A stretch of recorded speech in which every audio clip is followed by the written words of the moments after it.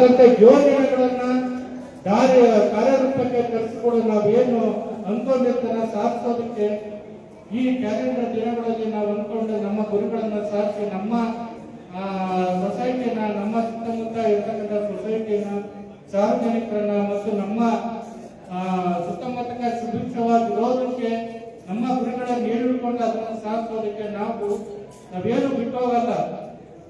ಸಾಯೋ ಟೈಮಲ್ಲಿ ಏನು ಹೇಳ್ತಾರಲ್ಲ, ನಾವು ಏನು ಎಜುಕೇಶನ್ ಇಸ್ ಕಂಟಿನ್ಯೂಸ್ ಕಲಿಕೆ ಅನ್ನೋದು ನಿರಂತರ. ಈ ಕಲಿಕೆಗೆ ಸಾವಿಲ್ಲಂತೆ. ಅದೇ ತರ ನಮ್ಮ ಗುರಿಗಳಿಗೆ, ನಮ್ಮ ಸಾಧನೆಗಳಿಗೆ, ನಮ್ಮ ಯೋಜನೆಗಳಿಗೆ ಯಾವುದೂ ಸಾವಿಲ್ಲ. ಅದು ನಾವು ಯೋಜನೆ ಹಾಕೊಂಡು ನಾವು ಏನು ಸಾಧಿಸ್ತೀವಲ್ಲ ಅದು ನಾವು ಕಾಲಾಂತರವಾಗಿ ನಮ್ಮನ್ನ ಜನ ಗುರುತಿಸ್ತಾ ಇರ್ಬೇಕಾಗುತ್ತೆ.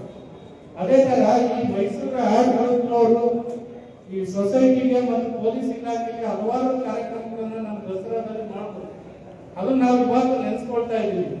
ಏನೇನಂದ್ರೆ ಸುಮ್ಮನೆ ಬಂದು ಅವರೇ ಬಂದು ನಮಗೆ ಕಾಂಟ್ಯಾಕ್ಟ್ ಮಾಡಿ ನಾವು ಪೊಲೀಸರಿಗೆ ಚಳಿಯಲ್ಲಿ ಇರ್ತಾರೆ, ಅವ್ರಿಗೆ ಒಂದು ಜರ್ಕಿನ್ ಕೊಡ್ತೀವಿ ಅಂತ ಹೇಳಿದ್ರು. ನಮ್ಮ ಸಬ್ ಡಿವಿಷನ್, ನಮ್ಮ ಮೈಸೂರು ಸಿಟಿ ಎಲ್ಲ ಪೊಲೀಸರು ಜರ್ಕಿನ್ ಕೊಟ್ಬಿಟ್ಟು ಅವರು ಸೇವೆ ಮಾಡಿದ್ರು. ಅದೇ ತರ ನಾವು ಯಾವುದೇ ಒಂದು ಬಂದೋಬಸ್ತಾಗಿ ಏನೇನು ಕಾರ್ಯಕ್ರಮ ಮಾಡಬೇಕಾದ್ರೆ ನಾವು ಜನ ನಡೆಯೋದಕ್ಕೆ ಒಂದು ಬ್ಯಾರಿಕೇಡ್ ಬೇಕಾಗುತ್ತೆ. ಅದು ನಾವು ಕೇಳ್ಕೊಂಡಾಗ ಅವರು 50 ಬ್ಯಾರಿಕೇಡ್ ಅದು ಒಂದು 10 ರಿಂದ 15 ಸಾವಿರ ಬ್ಯಾರಿಕೇಡ್ ಆಗುತ್ತೆ. ಒಂದು 50 ಬ್ಯಾರಿಕೇಡ್ ಅನ್ನು ಕೊಟ್ಟು ನಾವು ಯಾವುದೇ ಬಂದೋಬಸ್ತನ್ನ ನಾವು ಮಾಡಬೇಕಾದ್ರೆ ಅದನ್ನ ಸಾವಿರಾರು ಜನ ತಡೆಯೋದಕ್ಕೆ ಅದು ಸಹಾಯವಾಗುತ್ತೆ. ಅಂತ ಕಾರ್ಯಕ್ರಮಗಳನ್ನ ಸದಾ ಇವರು ಈ ಮೈಸೂರು ಆಡಳಿತದಿಂದ ಇದು ಮಾಡಿದ್ದಾರೆ.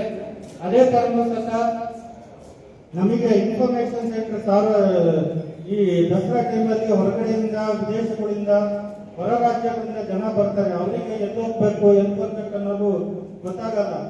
ಅದರಿಂದ ಒಂದು 10 ಇನ್ಫಾರ್ಮೇಶನ್ ಸೆಂಟರ್ ನಮಗೆ ಮಾಡಿಕೊಟ್ರು. ಚಾಮುಂಡಿ ಬೆಟ್ಟದಲ್ಲಿ, ಪ್ಯಾಲೇಸ್ ಹತ್ರ, ಮತ್ತೆ ನಮ್ಮ ಈ ಮಹಾರಾಜ ಗ್ರೌಂಡ್ ಹತ್ರ ಎಲ್ಲ ಕಡೆ ಒಟ್ಟು 10 ಇನ್ಫಾರ್ಮೇಶನ್ ಸೆಂಟರ್. ಯಾರೇ ಬಂದ್ರು ಅವರಿಗೆ ದಸರಾ ಬಗ್ಗೆ ಇನ್ಫಾರ್ಮೇಶನ್ ಕೊಡೋದು. ನೀವೆಲ್ಲ ಹೋಗ್ಬೇಕು, ಚಾಮುಂಡಿ ಬೆಟ್ಟಕ್ಕೆ ಯಾವ ರೀತಿ ಹೋಗ್ಬೇಕು, ಮತ್ತೆ ಎಲ್ಲಿ ಯಾವ್ಯಾವ ಪ್ಲೇಸ್ಗಳನ್ನ ನೋಡ್ಬೇಕಂದ್ರೆ ಜನಗಳಿಗೆ ಗೊತ್ತಿರಲ್ಲ.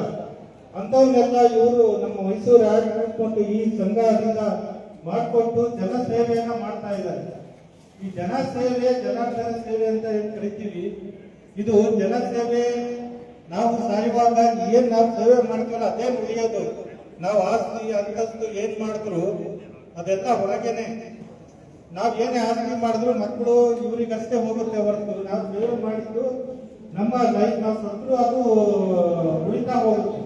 ಈಗ ಫಾರ್ ಎಕ್ಸಾಂಪಲ್ ನಾವು ಹೇಳ್ಬೇಕಾದ್ರೆ ಅಬ್ದುಲ್ ಕಲಾಂ ನಮಗೇನ್ ಮಾಡೋರು, ಅವರು ದೇಶ ಸೇವೆ ಮಾಡಿ ಅವರು ಮಾಡ್ತಕ್ಕಂಥ ಸೈಂಟಿಸ್ಟ್ ಇದರಿಂದ ಒಂದು ದೇಶ ಸೇವೆ ಮಾಡಿ ಅವರು ಕಾಲಕಾಲಾಂತರ ಸಾವಿರಾರು ವರ್ಷ ಮಾಡ್ತಾ ಅವ್ರ ಹೆಸರು ಉಳಿಯೋಂಗೆ ಮಾಡೋದು. ಅದೇ ತರ ನಮ್ಮ ಮಹಾತ್ಮ ಗಾಂಧೀಜಿ ಇದೇ ತರ ಕೆಲವು ಉದಾಹರಣೆ ಹೇಳ್ಬೋದು.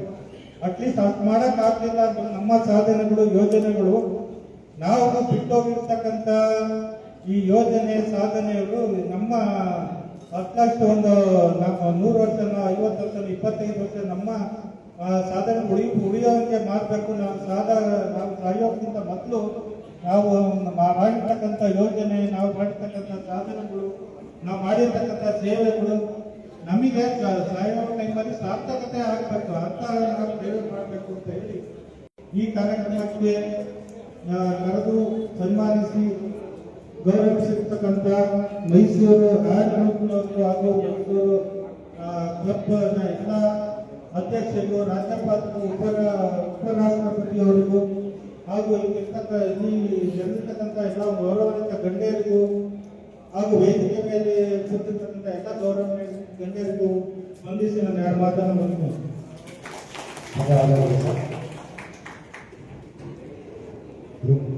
ಈಗ ಕಲಿಯಾಕೊಂಡ ಎಸ್ ಕೆ